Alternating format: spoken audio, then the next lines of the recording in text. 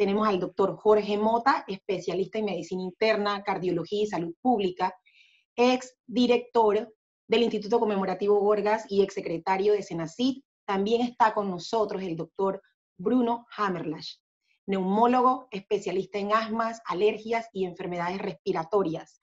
Agradecemos muchísimo que estén con nosotros. A nuestro patrocinador también le damos las gracias, Sagicor, compañía de seguros. Gracias por acompañarnos, gracias a nuestra audiencia. Hoy estamos en otro Café con la Prensa versión virtual, hablando de la otra cara del COVID-19. Bienvenidos, doctores. Gracias por invitarnos.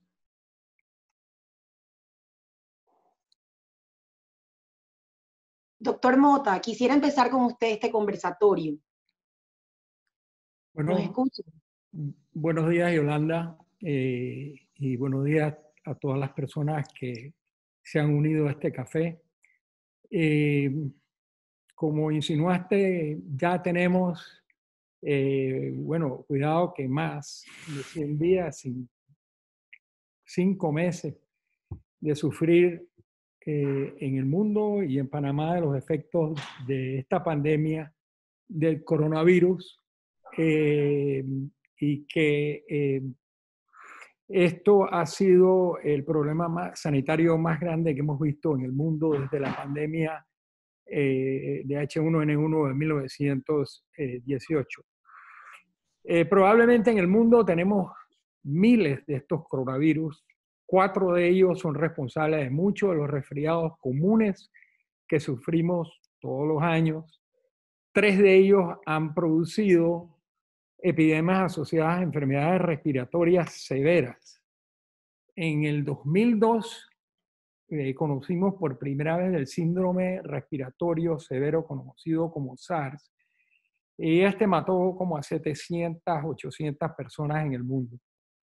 En el 2012 conocimos por primera vez el síndrome respiratorio del Medio Oriente, llamado MERS, que mató a más de 800 personas. Y a finales de 2019 conocimos por primera vez de los casos del síndrome respiratorio agudo, que ahora lo conocemos como COVID-2. El COVID-2 es un virus que se trae por probabilidad por medio de aerosol emitido por las personas infectadas. Estas penetran al cuerpo de las otras personas por la nariz, por la boca, por los ojos, y se transmite con menor probabilidad por medio de superficies contaminadas. El virus no discrimina a quien infecta, no tiene ningún favoritismo. El virus tiene la peculiaridad biológica que su concentración en el área respiratoria llega a su máximo usualmente antes, como 1 o 2 días antes de que los síntomas de la enfermedad aparezcan, a diferencia del SARS, que infecta y 1 o 2 días después comienza a dar síntomas. Esto hace, que infecta, tiene los síntomas y 1 o 2 días después ya empieza a infectar, lo que lo hace más fácil de controlar. Se estima que el 44% más o menos de las infecciones se adquieren de pacientes infectados que no tienen síntomas, lo que representa un problema si nos enfocamos a diagnosticar preferencialmente a personas asintomáticas. También se estima que aproximadamente el 80% de las infecciones provienen del 20% de pacientes infectados. Estas situaciones llamadas regadores o spreaders, donde una o pocas personas infectan a muchas, ilustra claramente por qué debemos evitar situaciones donde se concentran muchas personas en espacios limitados y especialmente por mucho tiempo. El virus sí discrimina a quién afecta severamente o a quién mata. Afecta mucho más a personas de edad y a personas con riesgo, con factores de riesgo como diabetes, hipertensión o enfermedad cardiovascular.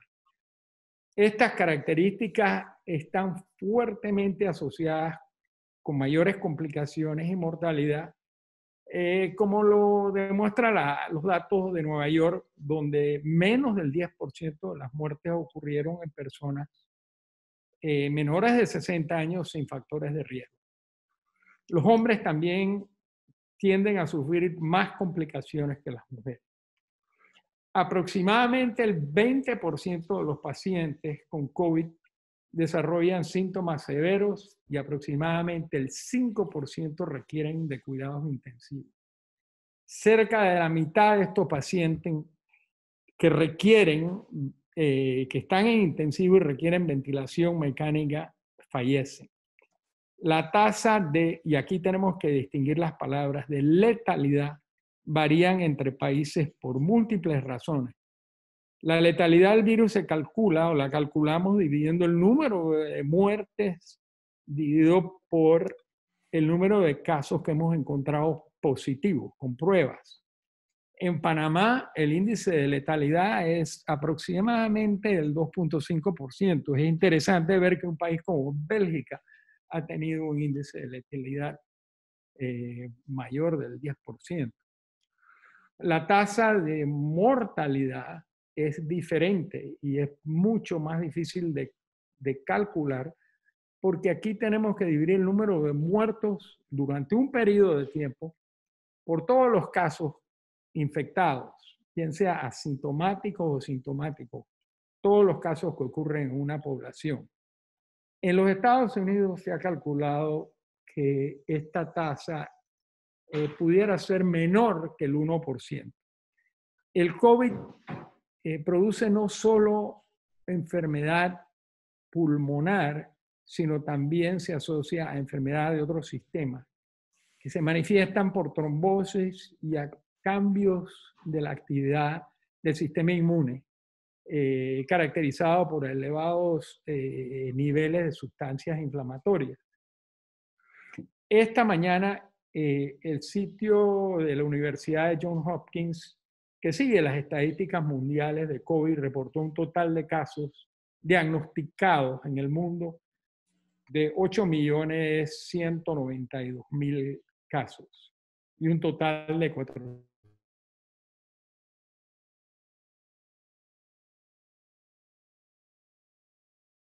21.960 y un total de fallecidos de 457, con 500 casos para el día.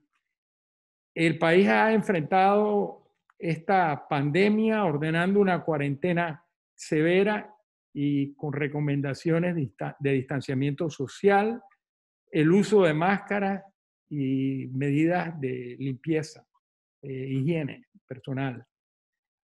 Como parte de esta estrategia de control se han utilizado pruebas que detectan la presencia del virus, pruebas de antígenos para hacer el diagnóstico de casos agudos y también recientemente el uso de pruebas de anticuerpos para el diagnóstico de pacientes que han sufrido o que han tenido COVID.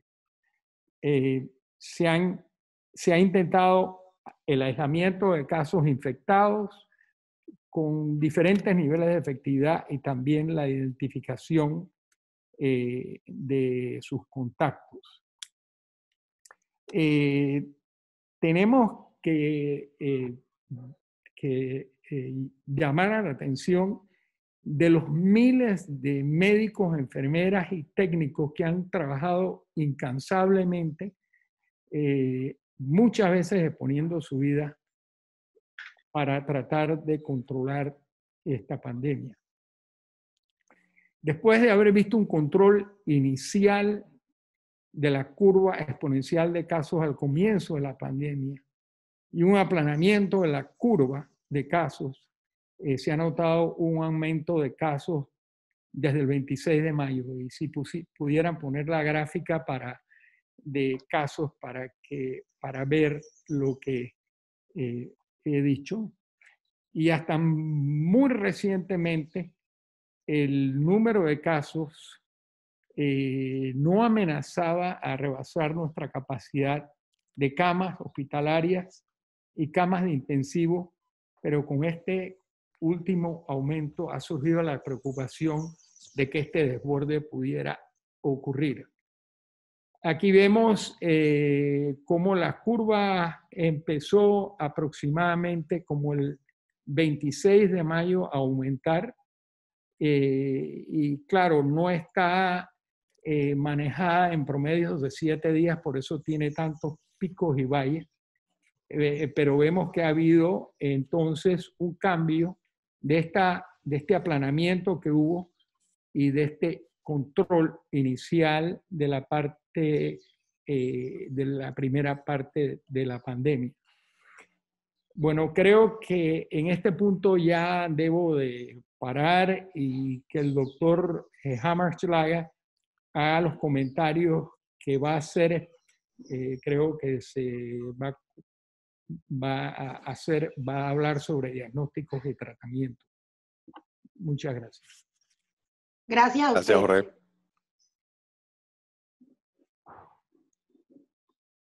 Doctor, bienvenido. Muchas gracias, Yolanda. Y empezamos con la otra cara del COVID con respecto a diagnóstico y aquí estamos, ¿ok? Se han popularizado mucho y cada vez vamos a ver más las pruebas de anticuerpos en Panamá para tratar de decir cuál es el estado de la situación de un paciente que sospecha tener COVID porque tiene síntomas o porque tiene COVID y quiere saber en qué estado de su enfermedad hay. Lo primero que es importante decir es que las pruebas de anticuerpos, que los anticuerpos son sustancias que el cuerpo humano produce como reacción a sustancias que el virus, cuando entra al cuerpo, produce. ¿Ok? Si no entra el virus, no se producen estos anticuerpos. Estos anticuerpos, los que más se producen, que son los que detecta la prueba de anticuerpos comercial, no son los anticuerpos que relacionamos con inmunidad. Son los anticuerpos que detectan la presencia de una infección por el virus. Y este concepto es crucial entenderlo porque tener pruebas de anticuerpos positivas no significa lo mismo que estoy inmune al virus, que es una forma en que tal vez las personas han entendido las pruebas de anticuerpos y que incluso pueden haber sido tratadas de popularizarse de esa forma. Número 2, en contrario a lo que ocurre con otros virus, COVID nos ha traído una serie de sorpresas. Usualmente, en las infecciones virales, nosotros empezamos a ver en el inicio de la infección la elevación de este tipo de anticuerpos.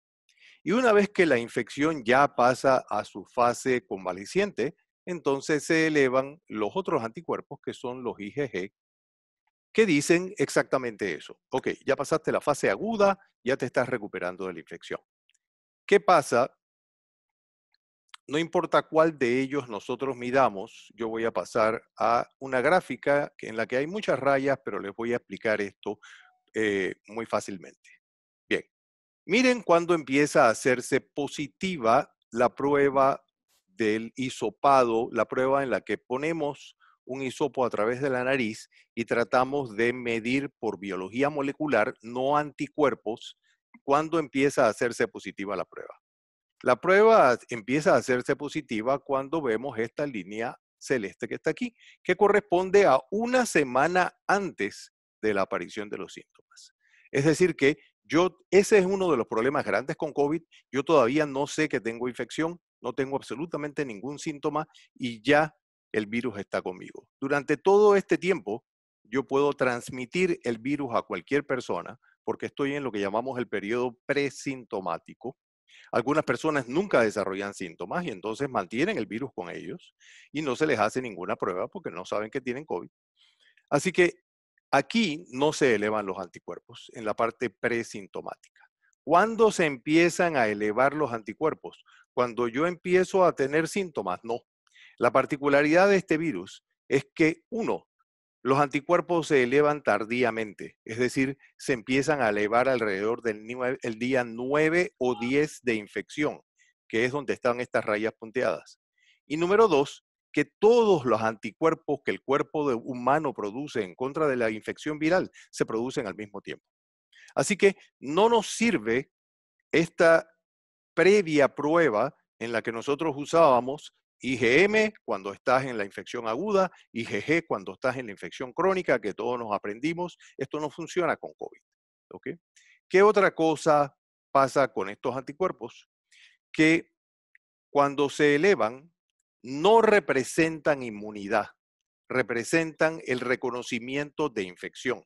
Así que uno no le puede decir, no hay forma en este momento, 17 de junio de 2020, que nosotros le digamos a una persona, ya estás inmune porque ya tienes una IgG elevada, como decíamos anteriormente. ¿Qué otra cosa es importante señalar? Que nosotros establecemos la estratificación de los factores de riesgo para decir quién es la persona que tiene más riesgo de complicarse. ¿Okay? Y este es un concepto importante porque nosotros tenemos que poder detectar por una llamada de teléfono. Ustedes se acuerdan del 169, de Rosa, de la llamada que le hacen a su médico y le dicen, oye, me siento mal. Con esa llamada, las personas que recibimos la llamada tenemos que ser capaces de diferenciar entre quién tiene un riesgo leve de complicarse y quién tiene un riesgo severo de complicarse.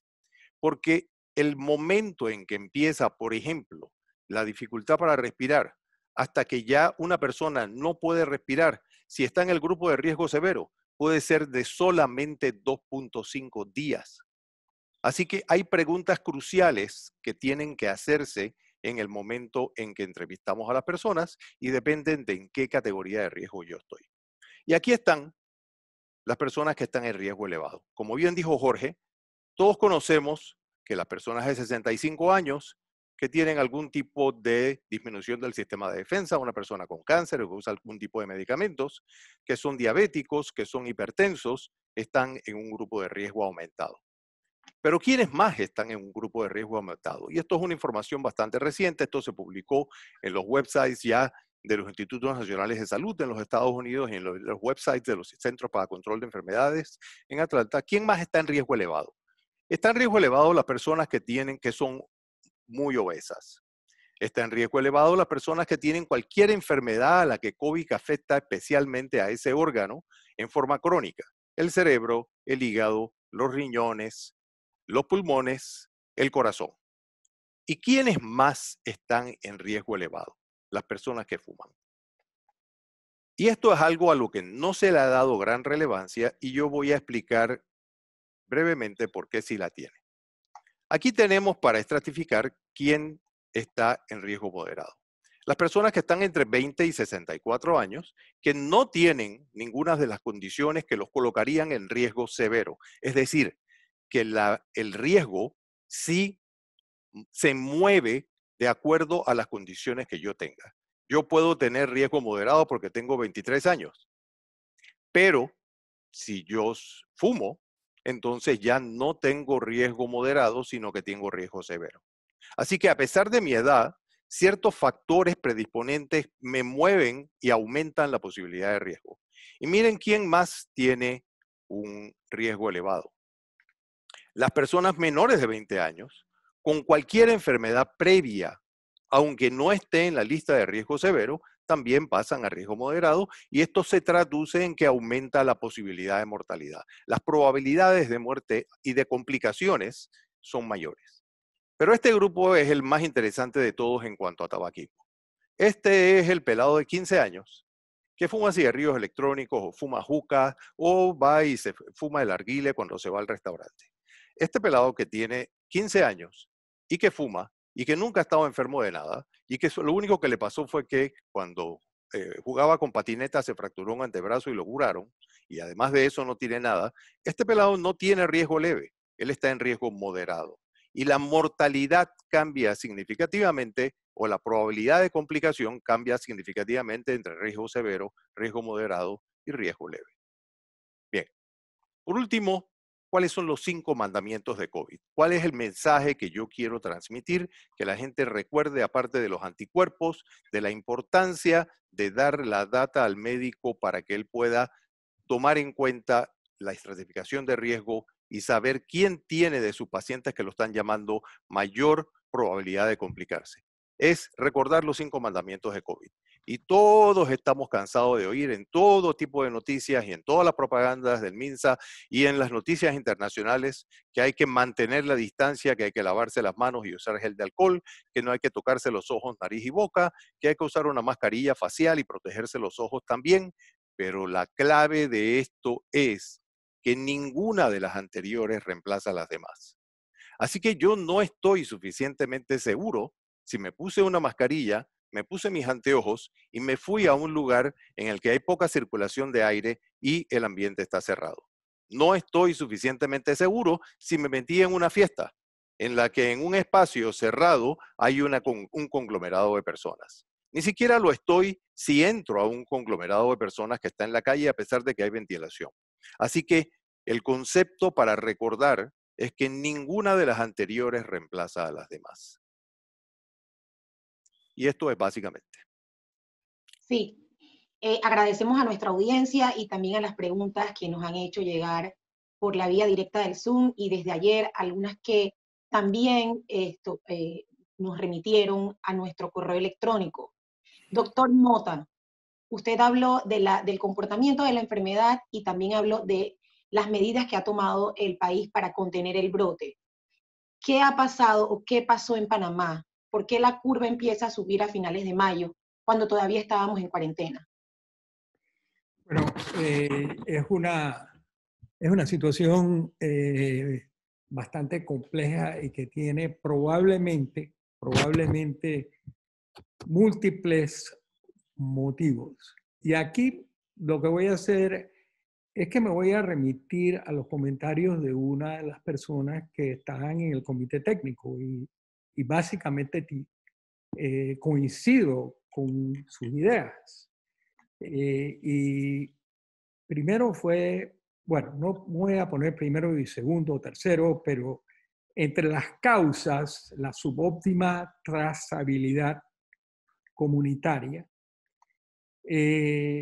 existe un componente socioeconómico, la precaria situación social en corregimientos que fueron afectados o azotados por esta enfermedad, que están siendo azotados por la enfermedad, la limitada disponibilidad de pruebas, de laboratorios equipados con técnicos entrenados, también, como mencioné, el agotamiento del recurso humano, y aquí viene lo que es el comportamiento humano de algunos que no cumplieron las recomendaciones de protección. La gran cantidad de gente que salió con salvoconductos legales o ilegales, o sea, pudimos mantener 90%, quizás pensándolo en la mejor manera, de personas adentro, pero ese 10% de personas que salieron afuera y algunos que no se comportaron bien trajeron la enfermedad al hogar. Y bueno, esta peculiaridad biológica del virus que infecta antes de dar síntomas. Yo creo que todo ese cúmulo de cosas produjo este escape que hemos visto del virus. Sí, doctor Hammersla, pregunta para usted, dando un poco de continuidad a lo que mencionaba sobre los síntomas que presentan los pacientes. Preguntan por qué los pacientes con COVID con frecuencia no perciben insuficiencia respiratoria hasta que ya la enfermedad es moderada o severa. Muy bien. La respuesta correcta es no estamos seguros. No tenemos suficiente evidencia científica para garantizar cuál es el mecanismo. Sabemos que el virus entra por la nariz y aquí hay un mecanismo que puede ser complicado, pero al entrar por la nariz y quedarse allí y antes de bajar al resto del sistema respiratorio, hay varias posibilidades que se han planteado. Una, que el virus viaja por los nervios que llegan a la nariz a través del cerebro y se va directamente hacia el centro que controla la respiración, que está en la parte de atrás del cerebro, que se llama la médula oblongada y el puente. Esto es una parte que está justo a la altura del cuello. Es decir, que viaja a través de todos los nervios que están en el cerebro que llevan ese tracto desde la nariz allá y altera la percepción de la calidad de la respiración. Otro mecanismo que se ha postulado es que en las carótidas, que son las arterias que llevan la sangre hacia el cerebro, la aorta, que es la arteria que saca la sangre, la más grandota de todas, que saca la sangre del corazón, hay unos receptores que pueden registrar la cantidad de oxígeno que hay en la sangre. Y que es posible que también altere esos receptores de alguna u otra forma.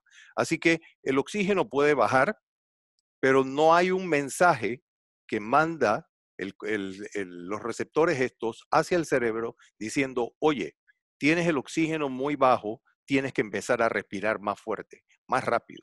Y a nosotros nos ha tocado, tal como se ha descrito en otras partes del mundo, ver pacientes que llegan al servicio de urgencias, el médico que los atiende está espantado porque le mide con los monitores digitales de oxígeno cuál es la cantidad de oxígeno, la concentración de oxígeno que tienen en la sangre, y esta persona está agitada, está respirando más veces por minuto, se ve medio moradito, tiene la concentración de oxígeno muy baja y está hablando por celular.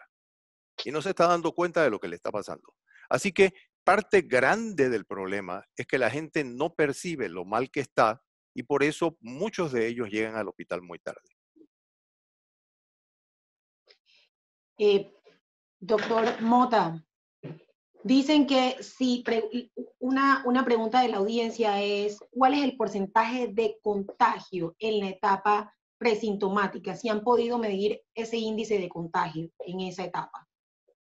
Bueno, como les dije, hay un estudio que se ha, bueno, un estudio que se ha compartido mucho que dice que 44%, un estimado de un estudio ya evaluado por pares y publicado en una revista de muy alto prestigio, que el 44% de los infectados son infectados por personas que no tienen síntomas.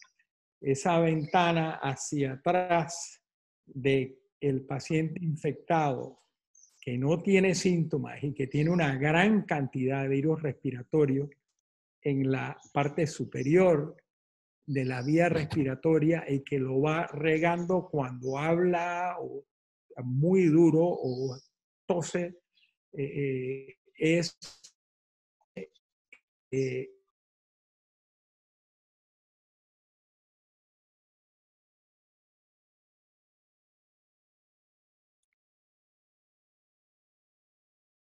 Creo que perdimos conexión con el doctor Mota. Si nos está escuchando, que por favor se espere un segundo a que se pueda restablecer la conexión con normalidad. Aquí para nuestra audiencia estamos hablando, tanto el doctor Mota como el doctor Hammerslas, sobre el comportamiento del COVID, qué es lo que ha pasado en Panamá, cuáles son los riesgos a los que nos enfrentamos.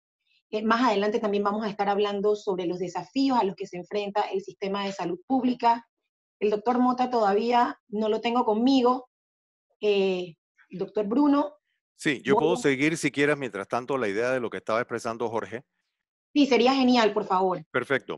Y como él muy bien dijo, hay un estudio muy serio, muy grande, que es un estudio revisado por pares y en una revista muy buena, que demuestra que 44% de las personas presintomáticas no tienen la enfermedad, van a desarrollar la enfermedad, pero todavía no tienen síntomas.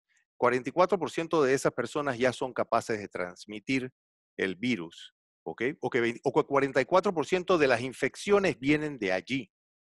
Pero hay otro grupo de personas que son los asintomáticos, las personas que nunca van a desarrollar síntomas. Y por eso hacemos la diferencia entre asintomáticos y presintomáticos. Los asintomáticos no van a desarrollar síntomas de la enfermedad, van a tener una enfermedad y la pregunta es si ellos también son capaces de transmitir el virus.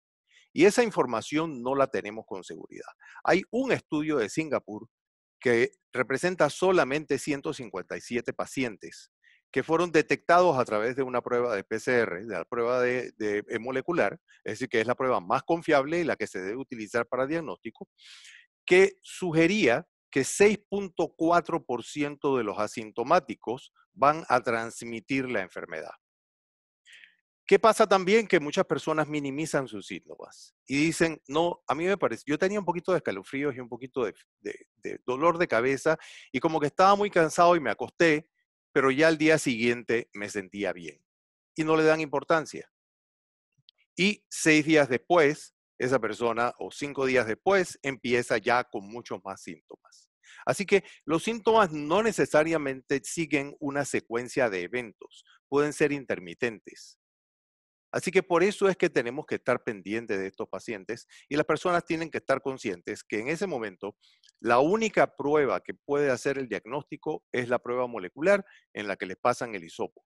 No hay ningún papel en ese momento para ir a hacerse pruebas de anticuerpos. Usted habló hace un momento de la importancia de lo que debe preguntar el doctor cuando se acerca a un paciente, pero Así también es, es importante que el paciente pueda decir con exactitud cuáles son sus precondiciones y cuáles son sus síntomas. Si nos puede así hablar un es. poco sobre esto.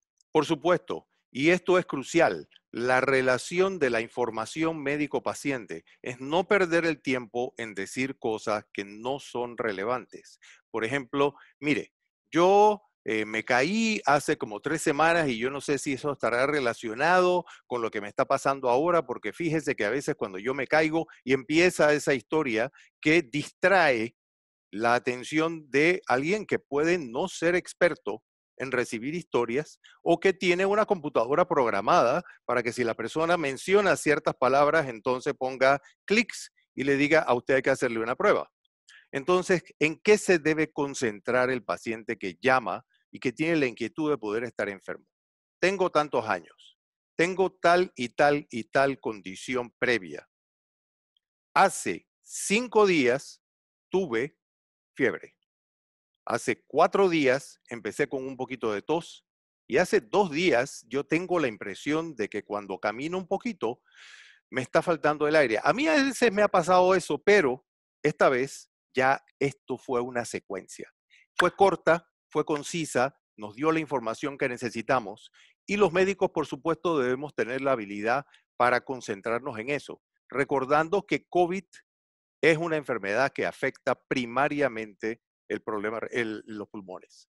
Así que siempre debemos ir a buscar si hay síntomas respiratorios, aparte de los otros síntomas. Quisiera saber si ya el doctor Mota está con nosotros para pasarle alguna pregunta. Me dicen que no, que todavía no. Entonces sigo con las preguntas dirigidas hacia usted, doctor. Perfecto. Preguntaban, tener una prueba de anticuerpo, como usted dice, no significa una prueba de anticuerpo positiva, no significa inmunidad. ¿Qué Así es. significa? ¿Puedo ahondar sobre eso? Significa tengo o he tenido una infección por el virus que produce COVID-19. No es un pasaporte de inmunidad. Hay que entender que el ser humano produce diferentes tipos de anticuerpos ante la infección por COVID y que las pruebas de anticuerpos, como nosotros le llamamos, son pruebas que detectan solamente un tipo de anticuerpo que produce una parte del virus que se llama la nucleocápside. Estos son los anticuerpos que más se producen, los más abundantes en la sangre de la persona y son los más sencillos de medir. Pero no representan, no tenemos ningún estudio hoy 17 de junio que demuestre que hay una correlación de algún tipo entre la prueba de anticuerpos positiva, ya sea cualitativa o cuantitativa. No la tenemos, porque hay pruebas ahora que van a venir que pueden medir la cantidad de anticuerpos de IgM, de IgG, etcétera. Representan lo mismo. No se usan para decir si alguien tiene, para excluir una infección, para decir que alguien no está infectado si la prueba sale negativa, sobre todo, y no representan inmunidad.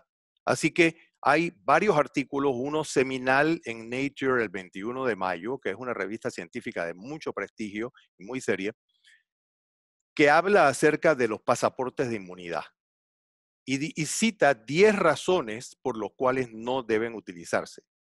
Y solo una de ellas es el hecho de que no correlaciona los niveles de anticuerpos de los que medimos con esas pruebas con la presencia de inmunidad. Yo no le puedo decir a alguien que quedó inmune y que no corre riesgo. Además, no representan la cantidad. No podemos decir qué tanta inmunidad desarrolló cada uno. No podemos decir cuánto tiempo va a durar esa inmunidad. Si nos referimos a SARS-CoV-1 y a MERS, a lo que el doctor Mota mencionaba hace un rato, sabemos que a lo sumo las personas que se infectaron con estas dos condiciones tienen una inmunidad que dura de 1 a 2 años. Pero es posible que alguien pueda desarrollar inmunidad por 2 o 3 meses solamente. O que alguien tenga anticuerpos positivos y realmente no tenga niveles de inmunidad. Y no podemos decirlo cuantificando este tipo de anticuerpos. Entonces, muchos de los estudios que se hacen ahora son justamente para correlacionar si hay algún otro tipo de anticuerpos que pueda asociarse a la presencia de, por ejemplo, anticuerpos IgG elevados. Pero no lo sabemos todavía. Así que no debemos usar estas pruebas como pasaporte de inmunidad. Esta información es vital para las empresas que están haciendo las aperturas y que están utilizando estas pruebas, ¿cierto? Así es, así es. Por ejemplo, Chile. En Chile han utilizado, no le llamaron pasaportes de inmunidad, pero ellos han utilizado la figura de que el que tenga los anticuerpos IgG positivos le van a permitir volver a su trabajo y le van a repetir la prueba cada 3 meses. Pensando en que algunas personas, pues, si no desarrollan inmunidad por 2 años, desarrollan inmunidad por un año o hasta por 3 meses, y entonces esa fue la decisión que tomaron. El problema con ese tipo de decisiones es que yo entiendo que se está intentando de alguna manera reactivar la economía, ¿ok? El problema con ese tipo de decisiones es que dentro de esos 3 meses, el hecho de que alguien tenga una prueba positiva no significa que está inmune. Porque es posible que los niveles de anticuerpos que dan inmunidad, que no son los que estamos midiendo con la prueba, ni siquiera se hayan generado o que se hayan generado en cantidad muy pequeña y no los estamos midiendo con este tipo de pruebas. Así que ese es el concepto importante. Si uno va a reintegrar una persona a la empresa, igualmente tenga IgG positiva o negativa, es decir, ya sea que se demuestre que tuvo o que no tuvo infección, se deben continuar las mismas medidas de seguridad dentro de la empresa. Es decir, que esa persona tiene que usar mascarilla, tiene que protegerse los ojos, tiene que mantener una distancia entre uno y otro trabajador. Lo mismo para las escuelas, lo mismo para las universidades, ¿ok? Se va a establecer distancias, las personas tienen que estar con mascarilla todo el tiempo, tienen que protegerse los ojos y tienen que lavarse las manos y usar gel de alcohol. Por eso decía en la última diapositiva que ninguna de las anteriores reemplaza a las demás. Y esto es válido también para las personas que tienen la prueba de anticuerpos positivos. No podemos decirles que son inmunes. Todo lo que podemos decirles es, usted tuvo enfermedad. Hablemos un poco de las consecuencias de la enfermedad. Hay varias preguntas un poco alineadas con este tópico. Una de ellas es la pérdida del olfato o del gusto.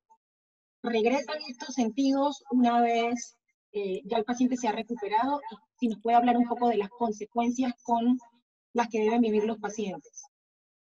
Muy buena pregunta. Sí, estamos viendo este síntoma, se describió por primera vez fuera de China, de hecho, ¿ok? En los pacientes chinos aparentemente o no se describió como tal porque no se pensó en él, o las personas no se quejaron de él, pero por primera vez se describió cuando este virus llegó a otras partes del mundo, primero en Asia y luego en Europa. Lo estamos viendo mucho más frecuentemente en personas jóvenes, ¿ok? Que en personas mayores. Empieza usualmente por una pérdida del olfato, ¿ok? Que es característica, y a veces también pérdida del gusto.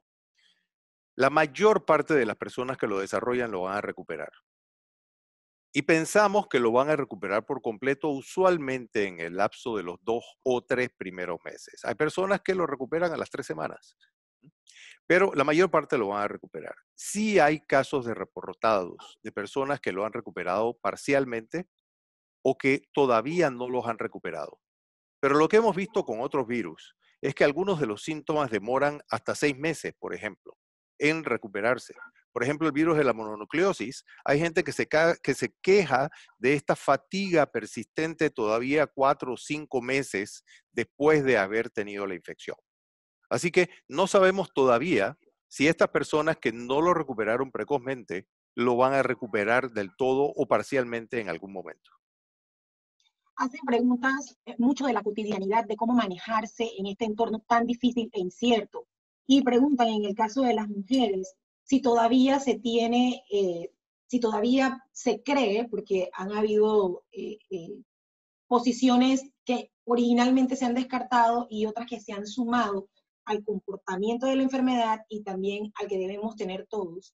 Si todavía es necesario que las mujeres nos recojamos el cabello y si este sigue siendo un vehículo para poder que se nos pegue el COVID. Miren, hay un artículo reciente que se publicó en los Proceedings of the National Academy of Sciences. Es una revista también de la Academia de Ciencias de los Estados Unidos. Es una de las grandes revistas en medicina. Y las grandes revistas significan no cuál es más famosa ni cuál es más popular, sino la que tiene los mejores peer review, las que tienen los críticos más estrictos y de mejor calidad para poder analizar un artículo y definir si debe ser publicado o no. Y lo que se publicó fue que de todos los métodos de contagio, el más importante es el respiratorio, ¿okay? Y que probablemente de todos los aditamentos, el que más protege es la mascarilla. Así que la mayor parte de las infecciones se van a adquirir a través del tracto respiratorio. Pero eso no quiere decir que los ojos no sean importantes o que la boca no sea importante y así. Yo creo que bueno, yo no podría decirle a una mujer que no se deje el pelo suelto, porque yo no tengo suficiente evidencia de qué porcentaje de las infecciones vienen del cabello que se contagió porque estuvo expuesta sin darse cuenta a alguien que tosió y allí se quedó por unas horas el virus y luego el virus se le metió el cabello se cruzó en los ojos y entonces tuvo una infección.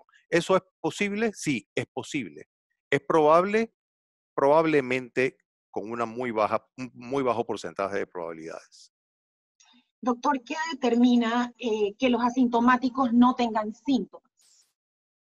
O sea, ¿qué determina que sean asintomáticos? No lo sabemos. No lo sabemos. Lo que sí sabemos es que hay muchos componentes que varían la susceptibilidad a infección o la susceptibilidad a tener síntomas o la susceptibilidad a desarrollar enfermedad severa o la susceptibilidad a desarrollar solamente disminución en el olfato y en el gusto. Algunos de estos componentes se publicó recientemente por primera vez, pueden depender de los genes. Por ejemplo, ahora tenemos un estudio que sugiere que en los cromosomas 3 y 9 se porta una susceptibilidad particular a desarrollar infección severa que está relacionada con el tipo sanguíneo y que está relacionado con la cantidad y la sensibilidad de los receptores a los cuales se pega el virus cuando entra al cuerpo. Así que hay una cantidad de factores que pueden influir. No estamos seguros de eso, no estamos seguros de muchas cosas, aprendemos todos los días con este virus. Bueno, en esta etapa de aprendizaje creo que estamos todos y todos nos hemos acercado muchísimo a la ciencia y a la investigación. Tenemos de vuelta al doctor Mota, ¿cierto?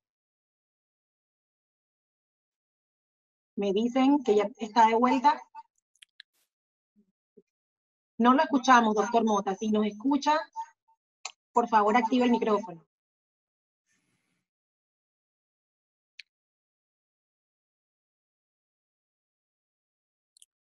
A ver. Esperamos un segundito, si no, avanzamos con otra pregunta, doctor Bruno, y le damos oportunidad a que él se pueda restablecer a la conversación. Perfecto. Sí, me dicen, ¿qué opina de la utilización del plasma convaleciente en los pacientes en general? ¿Solo es útil en pacientes críticos o podría utilizarse también como para prevenir complicaciones con los pacientes en general? Su audiencia hace muy buenas preguntas, es una audiencia informada. La infusión de anticuerpos tiene potencialmente una serie de ventajas y una serie de desventajas y los estamos usando básicamente en estudios, ¿ok? Y aquí en Panamá de manera compasiva. Las personas, lo que quiere decir que las personas que no están respondiendo a tratamiento, tratamos de hacerle una infusión de anticuerpos. El problema con las infusiones de plasma es que hay muchos tipos de anticuerpos que estamos infundiendo. No solamente anticuerpos de los que neutralizan al virus. Y siempre existe la posibilidad de que infundamos anticuerpos que son capaces de acelerar el proceso infeccioso. Siempre existe la posibilidad de que haya, eso es lo que llamamos una infusión de anticuerpos policlonales, de muchas clases distintas. Versus lo que quisiéramos hacer, que es uno de los tratamientos que están desarrollándose y de las vacunas que se están desarrollando, hacer vacunas y tratamientos de anticuerpos monoclonales, solamente los que neutralizan al virus. Cuando uno infunde plasma, infunde todo tipo de anticuerpos que hay en el plasma. Y algunos podrían acelerar la infección, otros podrían producir una reacción muy importante, parecida a una reacción alérgica. ¿Okay? Otros podrían, al contrario, por ejemplo, bajar severamente la presión arterial, complicar más al paciente. Así que de esa forma es que no se está usando indiscriminadamente, no se están usando todavía como profilaxis, no se están utilizando todavía en pacientes muy leves, lo estamos utilizando de forma compasiva o en alguien que tiene una enorme cantidad de factores de riesgo y empieza a complicarse o en alguien que ya está complicado. Estamos haciendo estudios con anticuerpos, con infusiones de anticuerpos. Hay algunos estudios ya publicados, pero eso no quiere decir que tenemos todas las cosas claras con ellas. Lo ideal, infundir anticuerpos monoclonales, solamente del tipo que neutraliza el virus, como dije, y eso lo vamos a tener disponible con toda seguridad en unos meses. Sí, nuestra audiencia pregunta que si esta conversación es grabada. Por supuesto, se está retransmitiendo en nuestra página de Facebook y también va a ser puesta en nuestro canal de YouTube en horas de la tarde. Doctor, ¿qué pasa con los productos del supermercado, cajas de delivery? ¿Es muy transmisible el virus a través de estos medios? Como decía el doctor Mota hace un momento, existe la descripción de la transmisibilidad del virus en diferentes superficies. Si recomendamos tener algún cuidado especial con ellas, es probable que debemos manipularlas y desecharlas. Y es probable que si nosotros vamos a guardar algo en nuestra nevera o en la despensa, es prudente tal vez o bien lavarlo o rociarlo con alcohol. No podemos definir cuál es la probabilidad de contagio a través de ese método. No lo sabemos. Es decir, de esa forma, ¿qué tantas probabilidades tiene una persona de contagiarse? Seguramente son bajas, ¿ok? Pero si de esa forma puedes eliminarla o de reducirla, está más que indicado, ¿no? Sí. El daño ocasionado, hablan del confinamiento, será mucho mayor que cualquier daño del COVID. ¿Qué piensa usted de las medidas de confinamiento y cuarentena que se han aplicado en el país? Bien, hay muy buena demostración acerca de que los confinamientos son efectivos. Si nosotros miramos, y no estoy comparando poblaciones porque creo que es un error hacerlo, es bueno mirar lo que pasa en otros sitios, pero no tratar de traer por qué no hacen lo que están haciendo en Nueva Zelanda, por ejemplo, que tiene tan buen resultado, por qué no hacen lo que están haciendo en otro país. Eso no es algo que se debe hacer, se debe aprender de la experiencia de otros, pero no tratar de implementarlo necesariamente de la misma manera.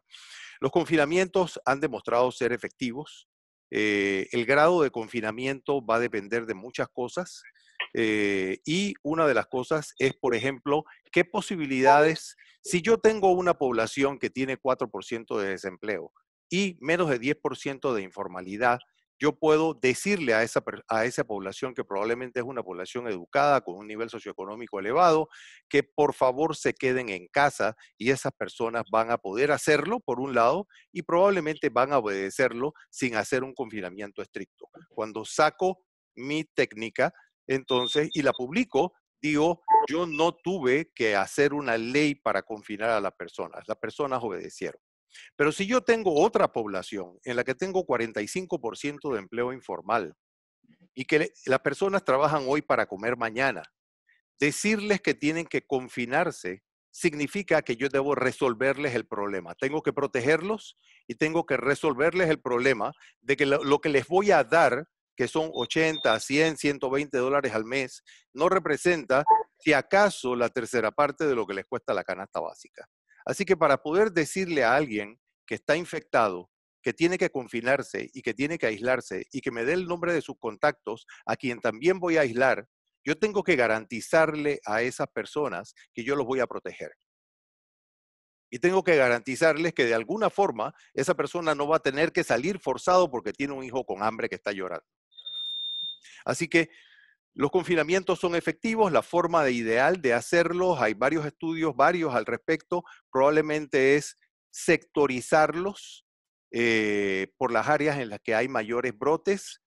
Al principio se hacen confinamientos generales, uno trata de que duren la menor cantidad de tiempo posible y entonces miras, pero tienes que multiplicar el número de pruebas y tienes que hacer rastreo de los contactos y tienes que monitorearlos a las personas que confinaste para que cumplan el confinamiento. Si no, no funciona. Y tienes que proveerles protección y ayuda para que puedan mantenerse confinados.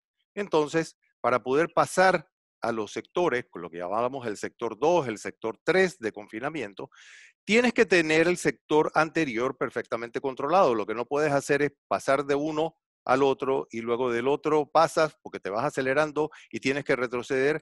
Lo ideal sí es la técnica, y esto se ha descrito de muchas formas, martillo y baile, acordeón, etcétera, una técnica en la que tú vas abriendo un poco y luego restringes en ciertas áreas y sectorizas el confinamiento a las áreas en las que estás viendo rebrotes. Entonces vas allá, buscas los casos, los rastreas, los confinas y los proteges. Y les das seguimiento para estar seguro de que no están saliendo y tienen nuevos contactos. Y haces lo mismo con los contactos. Hay un estudio publicado por MIT y una universidad española en Madrid, de la Universidad Carlos III, que, ojo, este estudio se hizo en Boston y demostró que en la ciudad de Boston, si tú puedes diagnosticar 50% de los pacientes sintomáticos y puedes encontrar, diagnosticar y confinar a 40 a 50% de sus contactos, tú evitas el colapso hospitalario. Doctor, lo que usted ha explicado Sí. evidencia que no es lo que se está haciendo en el país. Ya se nos unió el doctor Mota. Así que le pregunto a usted, ¿Me escuchas? dándole un poco de continuidad a la conversación. ¿Estamos entonces nosotros como país condenados a un rebrote, viendo que estas cosas que acaba de mencionar el doctor Hammerschlag no se están cumpliendo? Bueno, primero de todo Bruno lo ha resumido de manera magistral. Quiero decir que el confinamiento fue efectivo para doblar la fase exponencial, pero el confinamiento nos dio el tiempo para preparar las otras herramientas que son hacer las pruebas diagnósticas y llevarlas al menos del 10% positivas, algo que nunca hemos podido hacer, y dar el seguimiento a los infectados para aislarlos y a sus contactos. Ahí es donde creo que nosotros tuvimos y seguimos teniendo problemas. En el área de pruebas, sí es verdad que pudiéramos decir que hemos hecho más pruebas que Costa Rica, pero cuando vemos la otra manera de ver esto, que es el número de pruebas por paciente diagnosticado, que debería de ser más de 10, no hemos llegado a eso. Y el número de pruebas positivas, que deberían de ser menos del 10%, de tirar una red inmensa para tratar de encontrar todas las personas, bueno, una gran cantidad de personas. Eso no lo hemos podido lograr. Es fácil decir esto, hagan más pruebas, pero tenemos que señalar donde creemos que hay una debilidad. No es fácil hacer PCR con la capacidad instalada que tenemos y hacer 3.000, 4.000 PCR al día. Vamos a tener que hacer las inversiones requeridas para elevar la capacidad diagnóstica. Si las pruebas de antígenos son más fáciles, se podrán usar como tamizaje y también elevar la trazabilidad de estos pacientes y si no se pueden aislar en sus casas debidamente por una situación socioeconómica, entonces ofrecerles lugares a donde pueden estar aislados y no seguir infectando a las personas.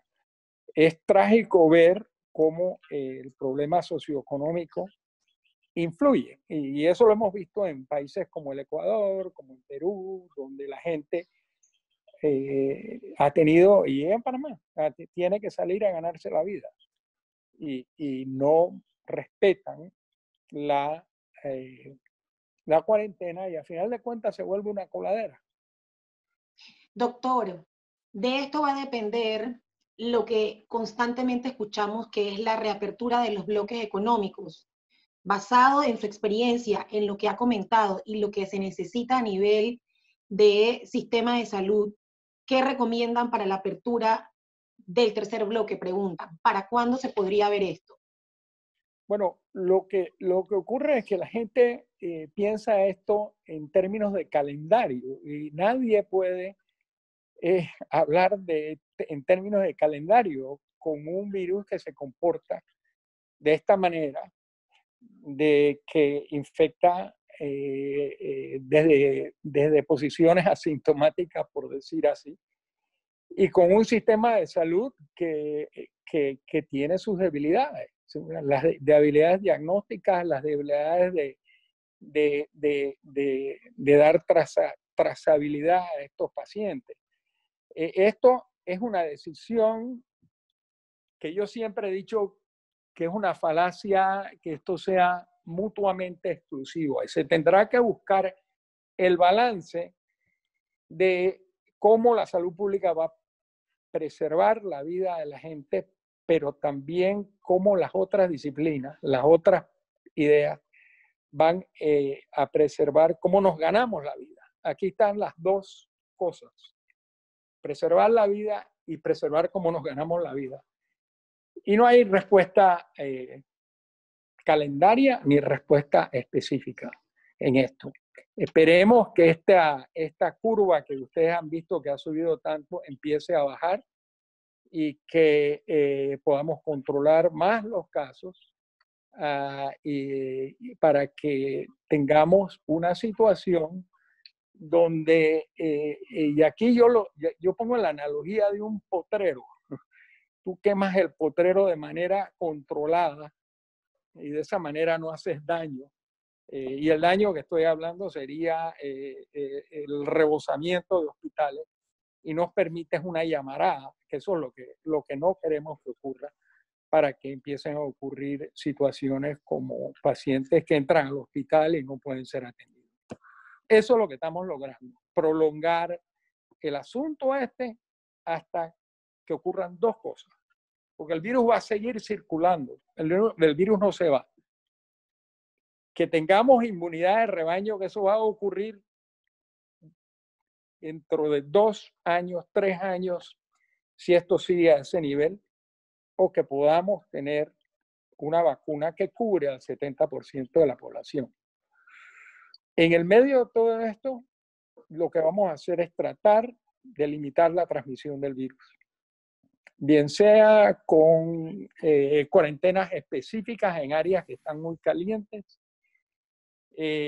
con aumentar cada vez más nuestras pruebas, con trazar y contener ciudadanos que respeten las reglas estas que hemos repetido una y otra vez.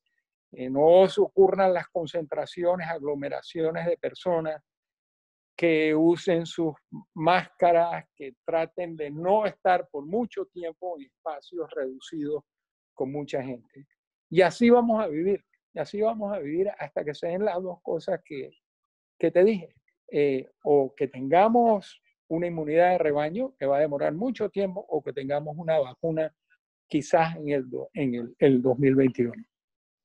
Sí, doctor, preguntan cuál sería la estrategia para aislar de forma eficaz áreas extensas y muy pobladas, como por ejemplo la 24 de diciembre, Tocumen, Caledonia, tomando en cuenta el tema de la densidad y el uso del transporte público con frecuencia. Sí, las áreas esas pueden muy bien ser intervenidas, aisladas, evaluadas por gente del sistema de salud que va a las casas, que mira cómo estas personas viven, si verdaderamente tienen las condiciones. Estoy hablando los positivos, ¿no? Porque ya la inteligencia epidemiológica ha identificado que, por decir así, la 24 de diciembre está así, con un alto número de positivos, para poner un ejemplo. Ahí lo que hay que hacer es invadir ese lugar con el personal de salud, bien sea gente del servicio social, con enfermeras, y ir de casa en casa buscando a estos positivos y viendo sus condiciones socioeconómicas para o ayudarlos en un hotel o brindarles el apoyo que necesitan en sus casas. Una cosa que les quiero decir, y no es que soy muy amante de estar comparando lugares, pero en los primeros 2 meses de esta pandemia, yo tengo información de alguien en La Habana que todos los días le tocaron la puerta y le preguntaron si había alguien con fiebre o si había alguien enfermo. Eso se logra en un país que tiene ese tipo de fortaleza de hace mucho tiempo. Y bueno, yo creo que eso nos faltó, pero tenemos que desarrollarlo, porque de otra manera vamos a seguir viendo esta gran cantidad de casos que puede comprometer nuestro sistema hospitalario. No Sí, sé si difícil la situación. Sí, por supuesto. la Hay una situación pregunta, es difícil. hay una pregunta para los dos. Preguntan si se han visto casos de reinfecciones en Panamá. Esa data no ha sido suministrada por el MINSA y queda la duda si es que no se ha compartido o es que no se han registrado reinfecciones. Bueno, yo personalmente no conozco de esto, sí conozco y quiero tratar de dar un poco de información al respecto de más de 300 unidades de plasma de personas infectadas. Se evaluaron, se evaluó la capacidad de neutralización del virus, que es diferente de que hacerse una prueba de anticuerpos en estos paquetes de plasma de pacientes que habían tenido y habían sido hospitalizados con COVID. Un poco más del 10% de estos pacientes infectados no demostraron tener suficientes anticuerpos neutralizantes, ¿no? Puede ser que esos pacientes, al ver una segunda infección, no respondan y tengan una reinfección. No sabemos. Puede ser que esos pacientes se defiendan no con el sistema de anticuerpos, sino con el sistema celular que tenemos. Tenemos otros sistemas de cómo defendernos. O que en el momento que reciben el estímulo viral se defiendan generando anticuerpos que son neutralizantes del virus. Esto es un área donde no sabemos dónde estamos parados todavía. De que exista la posibilidad de que hay personas que se infectan y que no desarrollan suficientes anticuerpos y pueden ser afectados una segunda vez, es una probabilidad. No creo que sea una cosa altamente frecuente. Si te reinfectas y tienes virus, si tienes anticuerpos neutralizantes, probablemente desarrollas algo muy leve y bueno, es como si hubieras sido inmunizado por una vacuna. Doctor Bruno, preguntan, Sí. después de haber visto su presentación, ¿conviene seguir haciendo las pruebas serológicas? Sí, indudablemente, pero hay que saber cuándo hacerlas y qué significan. Lo que no debe pasar es que se interpreta la prueba serológica como una prueba de inmunidad, no hasta este momento. pero conviene hacerla porque sabemos quién tuvo una infección. Sí, efectivamente. Ahora, lo que no podemos garantizarle a esa persona es que esa persona está inmune. Como Ustedes acaba nos de han decir dicho Jorge, y que hay otra data de otros países en los que se han hecho estudios todavía mucho más extensos que 300 pacientes. Hay una data de la Universidad de Nueva York, hay una data china, hay una data de Singapur, en la que ellos encontraron, cada estudio que se publica encuentra una cantidad distinta de anticuerpos neutralizantes. La data china mostraba que en los pacientes de ellos había 3 correlaciones que indicaban que ahí iba a haber anticuerpos neutralizantes probablemente. 1, la severidad de la infección.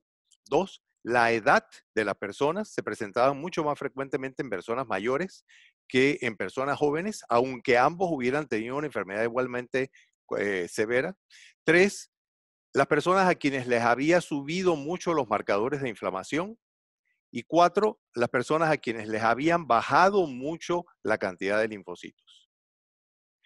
En Nueva York, este fue el estudio chino, en Nueva York encontraron que una gran parte, ¿ok? Esto es un reporte preliminar, así que en muchos aspectos no habla de cantidades exactas, pero lo que ellos mencionaron fue que encontraron una gran parte de personas que habían tenido la infección, no mencionan la severidad, que no tenían anticuerpos neutralizantes o tenían títulos muy bajos de ellos que no podían decir que fueran protectores, ni por cuánto tiempo.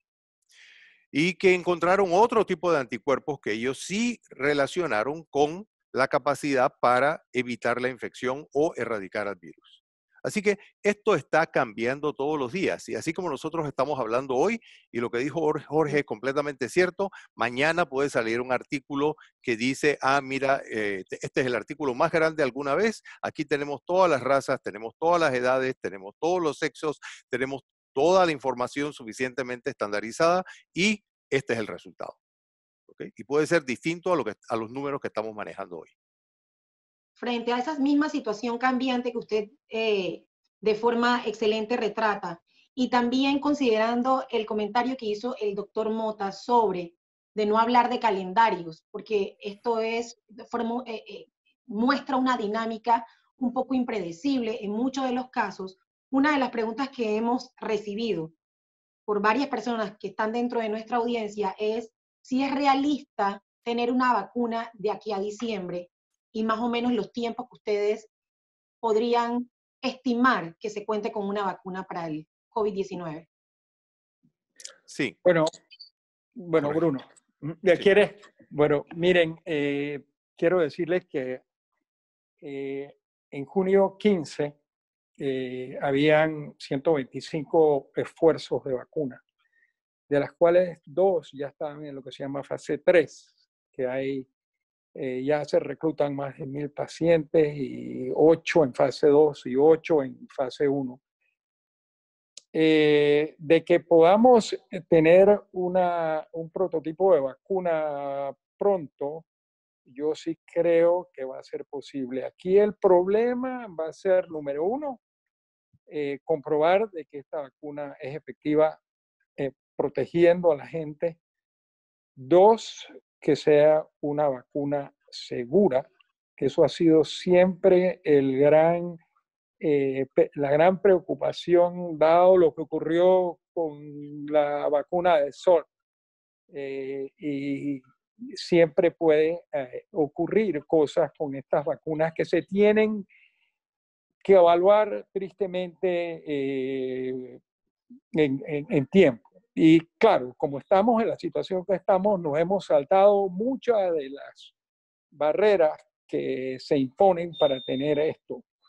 Yo siento que vamos a tener la posibilidad de ver una vacuna efectiva en el año 2021. Pero de nuevo, estoy hablando de calendario,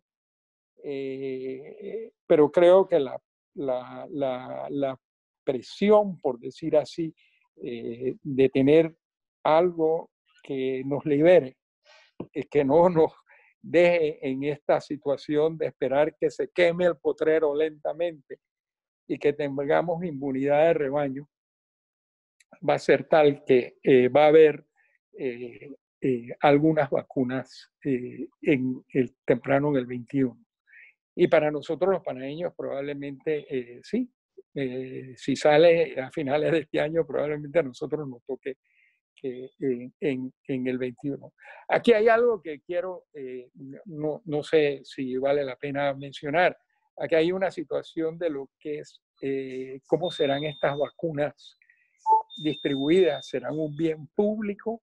La mayoría de ellas están siendo desarrolladas por la industria, algunas por gobiernos y algunas por universidades, pero al final de cuentas, todo esto de qué vacuna vamos a escoger, cómo vamos a pagar por esto, eso va a requerir de varios cafés de la prensa. Así es.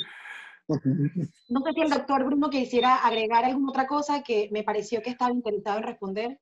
No, Jorge lo explicó perfectamente y así es tal como le has descrito, ¿no? Yo creo que ha habido varias declaraciones, por ejemplo, de Anthony Fauci, que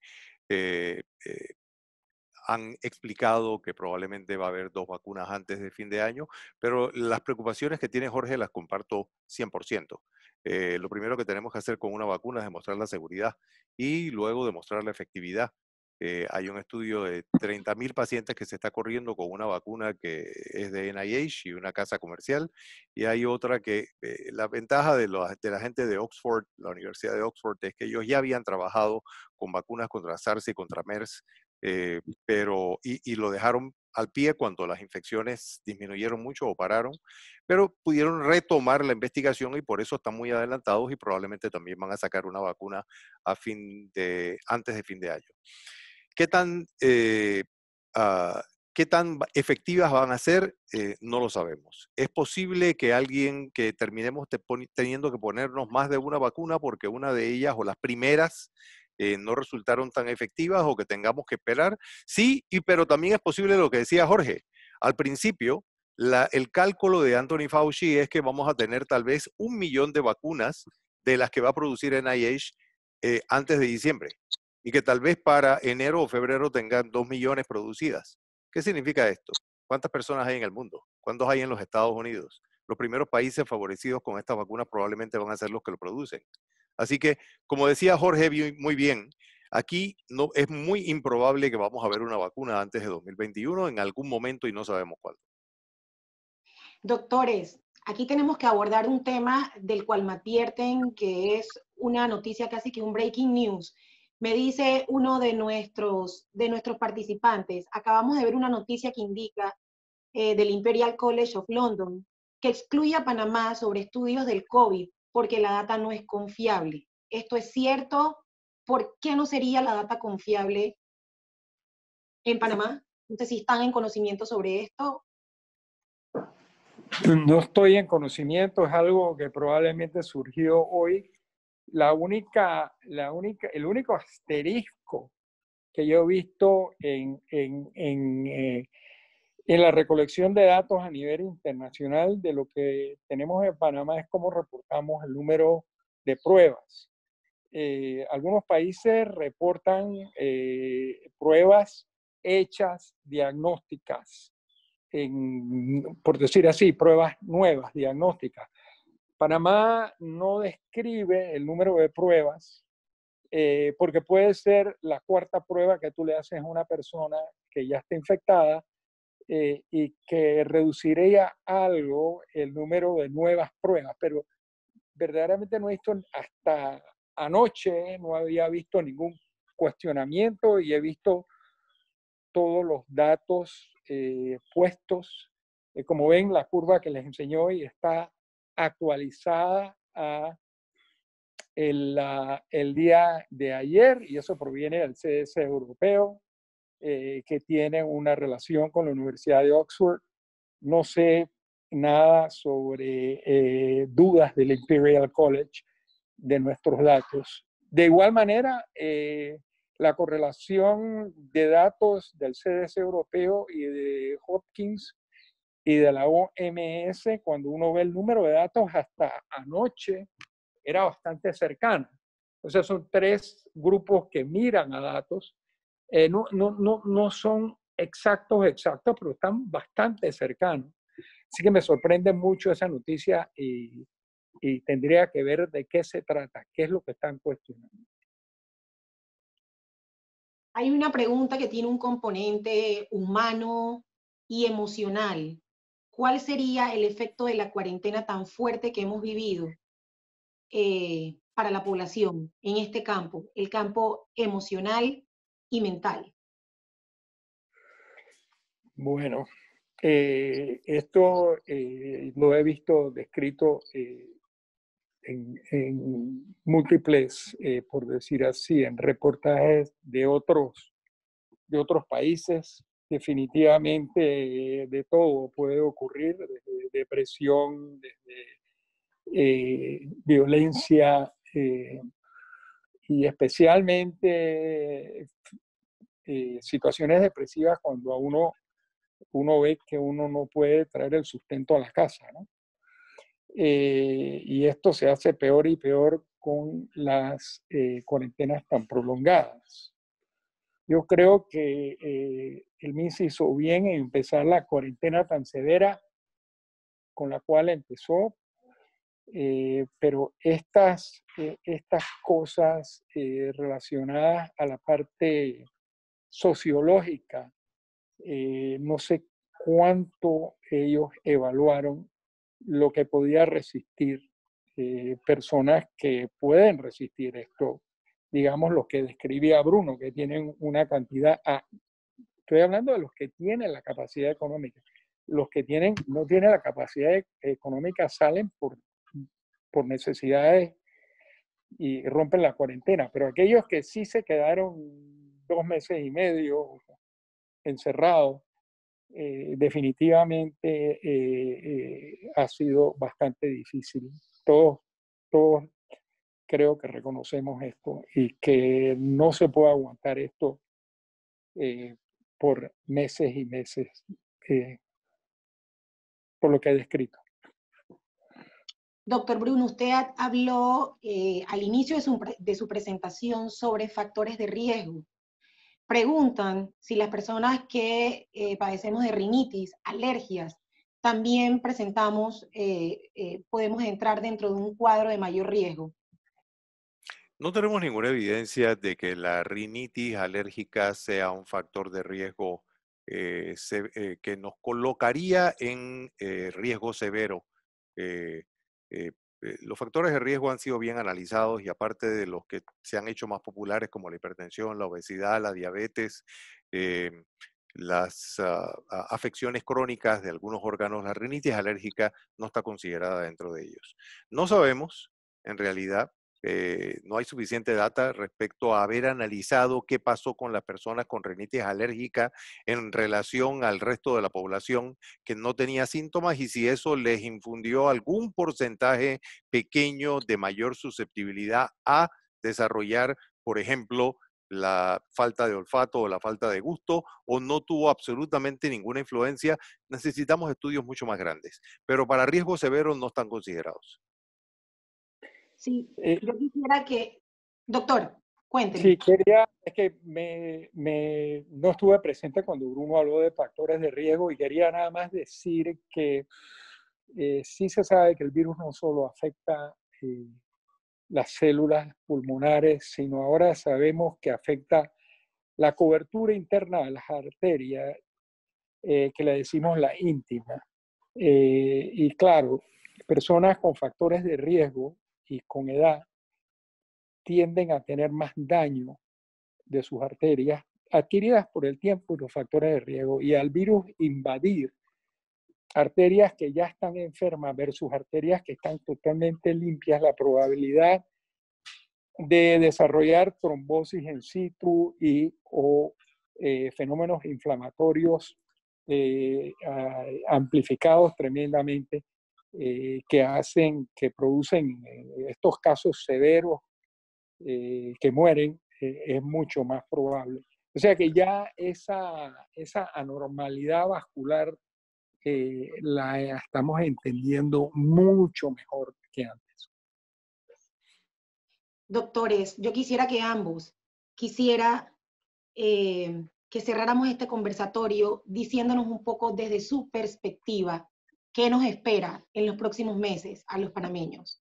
Ya ustedes han descrito bien lo que ha pasado en el país, las cosas que han funcionado, las que se deben mejorar, pero basados en esta experiencia y en todo lo que nos han comentado, ¿qué podemos esperar en los próximos meses?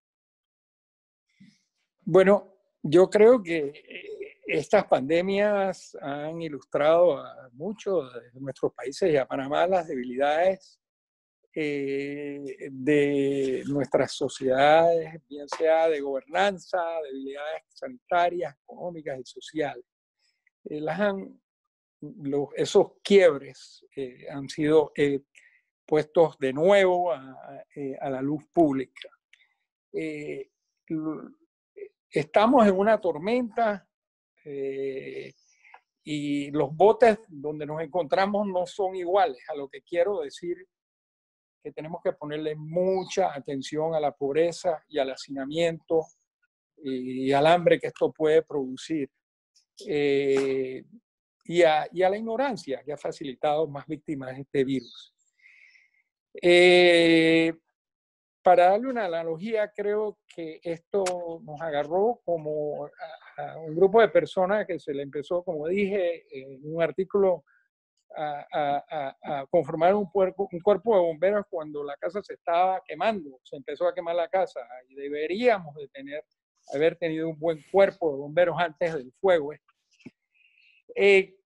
Creo que en ausencia de una vacuna, el único mecanismo, y esto para el futuro, yo diría por los próximos 6 meses, un año, el futuro que tenemos es tratar por todos los medios de reducir la transmisión de este coronavirus, utilizando estas cuarentenas selectivas y lo que se ha mencionado, las máscaras, evitando las aglomeraciones, tratando de guardar el distanciamiento y diagnosticando y dando seguimiento a los infectados.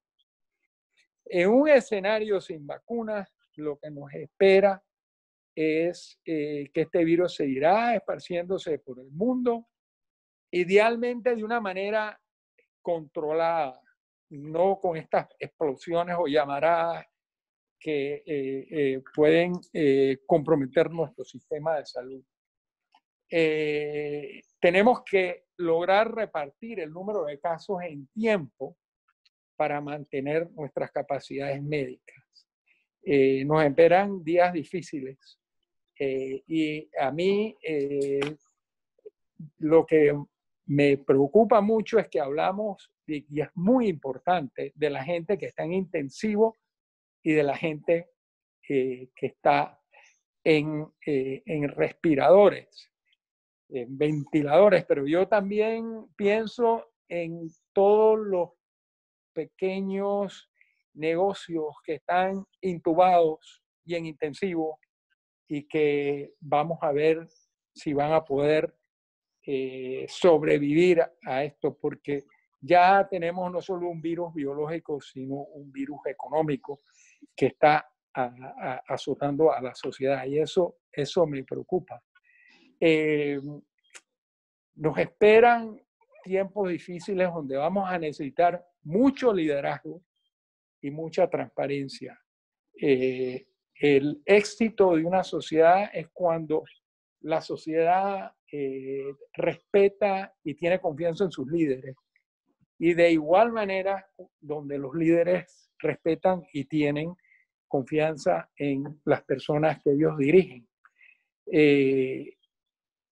Yo, para cerrar, tengo que decir que con o sin vacuna, probablemente este virus seguirá circulando constantemente como sus hermanos, como los otros coronavirus, que producen infecciones infecciosas y continuará circulando por muchos años y quizás por toda la vida de nosotros. Así que esa es mi opinión sobre lo que nos espera. Nos esperan tiempos difíciles.